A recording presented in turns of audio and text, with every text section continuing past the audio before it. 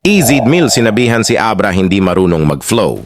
Batas sumagot sa pag-call out sa kanya ni Lipcram at iba pang MC. Isang matinding call out ang binitawan ni Lipcram laban kay Batas sa laban nila ni Sayad. Naman to shit! Mula kay Goryong Talas Krega sa paako humalik hanggang kay Apok Plasma Nieta at may sakpang kalakip. Uubusin ko lahat, bibitin ng patiwarik hanggang yung Diyos nung si Batas mag-book ng ticket pabalik. Diretsahan namang sinagot ni Batas ang sinabi ng mga tagahanga tungkol dito. May mga nagko-comment din na uwi ka na sa Pilipinas, kinall out ka ni Lipcram. Yun pare. Akalain yung naisip nyo na posibleng baguhin ko naman ang mga plano ko sa buhay ngayong taon o sa susunod na taon dahil sa isang call out. Alam mo yun, parang friendly call out lang yun, pampaganda ng battle. So, hindi nyo kailangan seryosohin masyado yun. Pangalawa, yun nga. Meron ako mga ginagawa dito na wag nyo na ako istorbohin sa call out. Diba?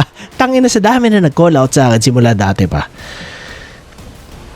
Kung lahat yun pinansin ko po, hindi ko nagawa kung ano yung mga pinlano kong gawin sa mga panahon na yun.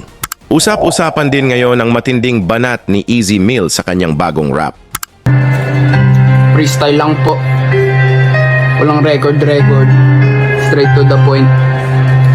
Tol, tigilan mo ako, di ka makakalapit. Lahat ng pinagsasasabi mo, pupuro sabit. Tunog isda ka pa sa kanta mo, walang padagit. Di ako naglalabas ng buwelta pag ang flow ko pangit. Ahit naman dyan, gaya sa buhok. Nakikigago sa laro, mukha ka naman tulok. Alis mong tumura, tas wala namang ramdam na babala. Baka gusto mo maging kalapating walang tuka. Napilitan ng pandemya, ako yung nagpuna. Imbis kayo madilihensya habang may sakuna. Nawalan ako ng pera, kaya ako nagtula. Kambyo sa tresera, karera na una. Ganun lang po mag-flow. Marami kasi dyan di marunong mag-flow. Joke lang. Sorry.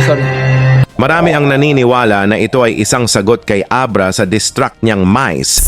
Mais, kala mo ginto o baka naman nakita ko si Easy sa MV ni Emmy. Hindi man lang ako nainggit, konti lang. Sa katunayan nga noong unang nood, yung naka-braids man akala ko chick. Pogi lang